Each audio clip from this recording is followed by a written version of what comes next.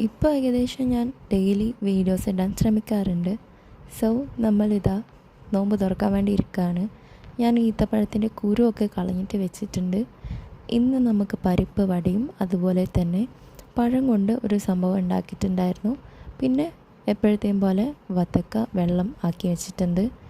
ഈ ഒരു വത്തക്ക വെള്ളം ആക്കുമ്പോൾ അത്രയ്ക്ക് ഒരു എന്താ പറയുക, നല്ലൊരു ഫീലിംഗ് ആണ് വേറെ ഏതൊരു ജ്യൂസ് കുടിക്കുന്നതിനെക്കാട്ടും.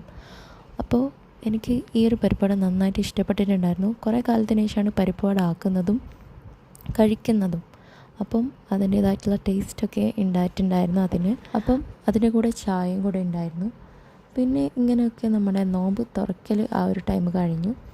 അതിന് ശേഷമുള്ള മെയിൻ കോഴ്സ് എന്ന് പറയുന്നത് ഈ ഒരു ഞണ്ട് കറിയും അതുപോലെ തന്നെ പൊറോട്ട വാങ്ങിച്ചിട്ടുണ്ടായിരുന്നു.